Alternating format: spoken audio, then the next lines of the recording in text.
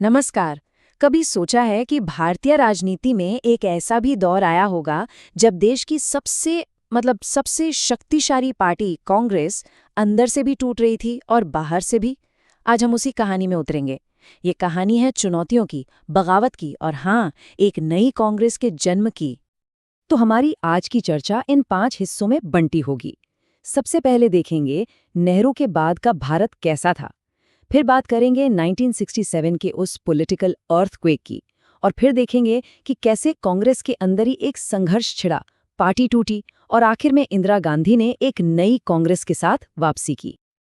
तो चलिए कहानी की शुरुआत करते हैं। साल था 1964। भारत के पहले प्रधानमंत्री जवाहरलाल नेहरू अब नहीं रहे थे और पूरे देश में हर गली, हर नुक्कड़ पर बस एक ही सवाल था, अब आगे क्या होगा? देश को कौन संभालेगा? देखिए 1960 के दशक को ना यूं ही डेंजरस डेकेड या खतरनाक दशक नहीं कहते थे। जरा सोचकर देखिए माहौल कैसा था।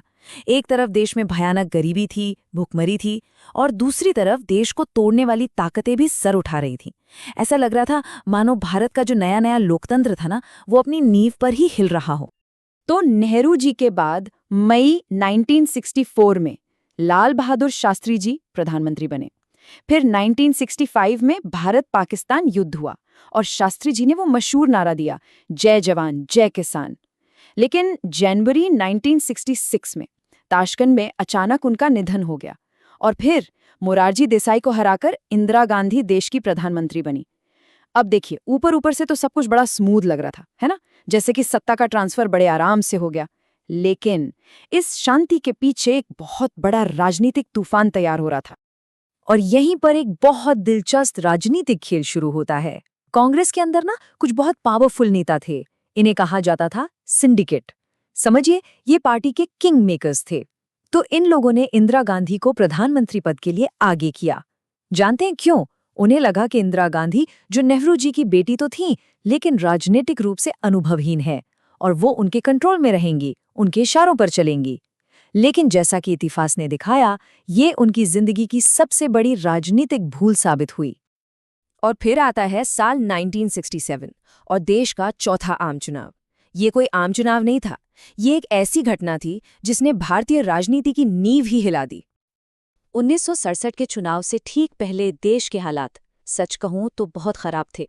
जबरदस्त आर्थिक संकट था, कई इलाकों में सूखा पड़ा था, खाने की कमी हो गई थी, रुपए की कीमत गिर गई थी और महंगाई तो आसमान छू रही थी।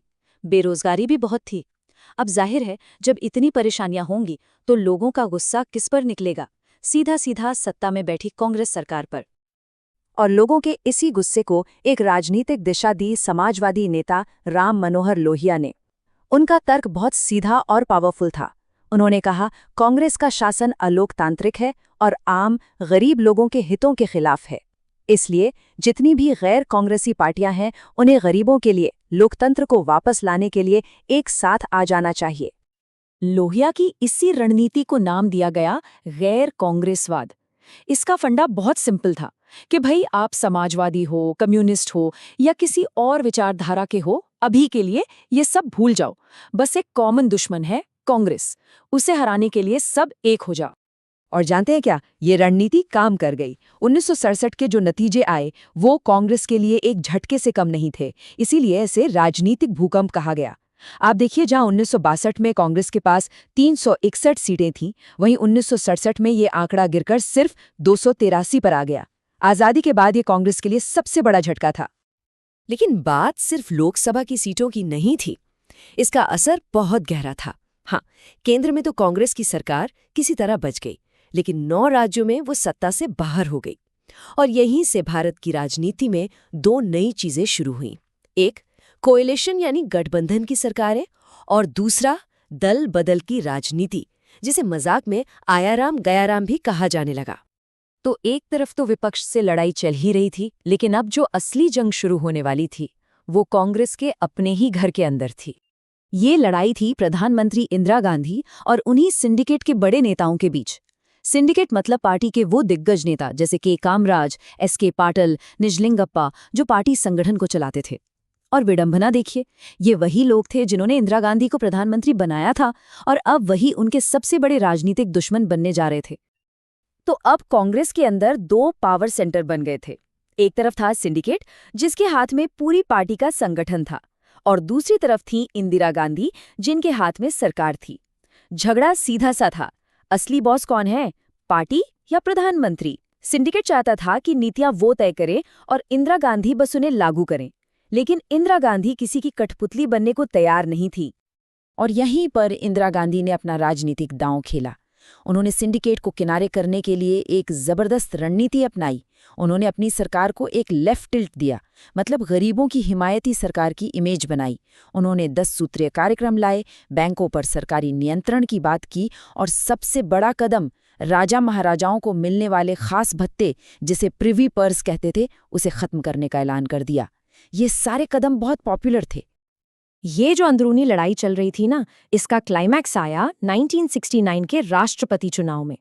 ये चुनाव सिर्फ एक राष्ट्रपति का चुनाव नहीं था, ये इस पावर स्ट्रगल का फाइनल मैच साबित हुआ। ये पूरी कहानी किसी शतरंज की बाजी जैसी थी। देखिए हुआ क्या। स्टेप 1, सिंडिकेट ने एन संजीव रेड्डी को कांग्रेस का ऑफिशियल उम्मीदवार बना दिया। स्टेप 2, इंदिरा गांधी ने इसके जवाब में वीवी गिरी को एक इंडिपेंडेंट कैंडिडेट के तौर पर लड़ने के लिए बढ़ावा दिया।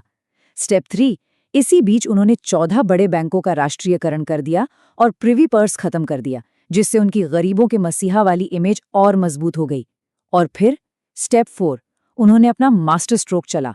उन्होंने कांग्रेस के सांसदों और विधायकों से कहा कि वो अंतरात्मा की आवाज पर वोट दें, मतलब पार्टी के उम्मीदवार को नहीं, जिसे दिल चाहे उसे वोट दें। और नतीजा, वीवी गिरी चुनाव जीत गए और सिंडिकेट को मुंह की खानी पड़ी। अब ये हार सिंडिकेट के लिए बहुत बड़ी बेइज्जती थी। वो इसे बर्दाश्त नहीं कर पाए और गुस्से में कांग्रेस अध्यक्ष ने देश की प्रधानमंत्री इंदिरा गांधी को पार्टी से ही निकाल दिया। सोचिए, और बस यहीं पर भारत की सबसे पुरानी राजनीतिक पार्टी दो टुकड़ों में बंट गई। एक बनी सिंडिकेट वाली कांग्रेस ऑर्गेनाइजेशन और दूसरी बनी इंदिरा गांधी वाली कांग्रेस रिक्विजिशनिस्ट। तो अब कहानी अपने आखिरी और सबसे अहम मोड़ पर आ चुकी थी। अब जनता को तय करना था कि असली कांग्रेस कौन है, और इसका फैसला होना था 1971 के आम चुनावों में। 1971 का चुनाव नारों की लड़ाई बन गया था। एक तरफ सिंडिकेट और बाकी सभी विपक्षी पार्टियों ने मिलकर एक ग्रैंड अलायंस बनाया। उनका एक ही एजेंडा, एक ही नारा था, इंदिरा हटाओ। लेकिन इंदिरा गांधी ने इस नेगेटिव नारे का जवाब एक बहुत ही पॉजिटिव और दमदार नारे से दिया। उन्होंने कहा, वो कहते हैं इंदिरा हटाओ, मैं कहती हूं गरीबी हटाओ। अब सोचिए, जनता को कौन सा नारा ज्यादा अपील करेगा? और नतीजों ने पूरे देश को सचमुच चौंका दिया। ये कोई मामूली जीत नहीं थी, ये एक राजनीतिक सुनामी थी। इंदिरा गांधी के गठबंधन को अकेले 375 सीटें मिली, और वो जो ग्रैंड अलायंस था ना, जिसमें इतने बड़े बड़े नेता थे, वो 40 सीटों तक भी नहीं पहुंच पाया। और सिंडिकेट वाली कांग्रेस, उसे तो सिर्फ 16 सीटें मिली, मतलब उनका तो सूपड़ा ही साफ हो गया। तो इस तरह कांग्रेस की सत्ता में जबरदस्त वापसी हुई।